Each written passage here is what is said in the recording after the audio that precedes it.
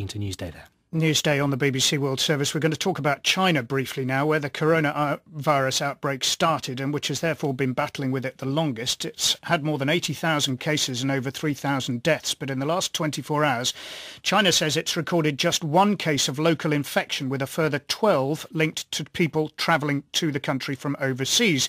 In the meantime, it's sending resources to countries across Europe and elsewhere, especially Italy, helping those in need and sharing its expertise. But at the same time, China has just announced a range of measures against major US media outlets, including rescinding the press credentials of journalists from the New York Times, the Washington Post and the Wall Street Journal. So what's going on and how's this being presented? We can speak to Kerry Allen, who is the China media analyst for our colleagues at BBC Monitoring. Good morning, Kerry. What is being said about this most immediate development, the news about the US journalists in particular?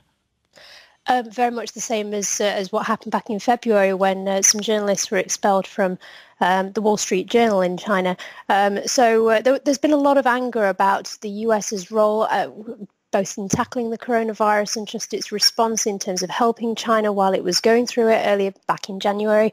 And as China sees it, the US is a big country. It's meant to be a big ally.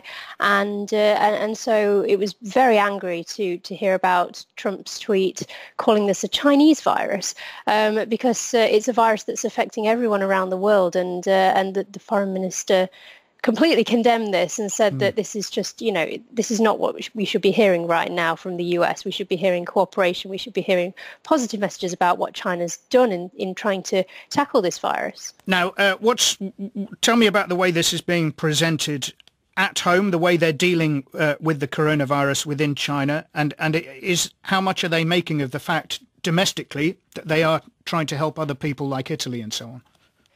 Well, to start off with, there's a lot of praise from everybody about how China's handled this. I mean, what people are seeing in the media, for example, a lot of positive messages that people have fought this together. They've managed to, either by staying in their homes or medical workers going out onto the front line, everybody has been doing their bit to help. And this is a country with 1.4 billion population. So it's been a huge effort. What people have been seeing most recently is medical workers leaving Hubei province, which was the epicenter in the beginning where this all started.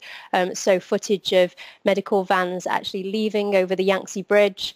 There have been people standing on their balconies and waving and saying thank you for helping out in Wuhan, the city where this was a major problem, and even medical workers themselves being filmed on buses crying.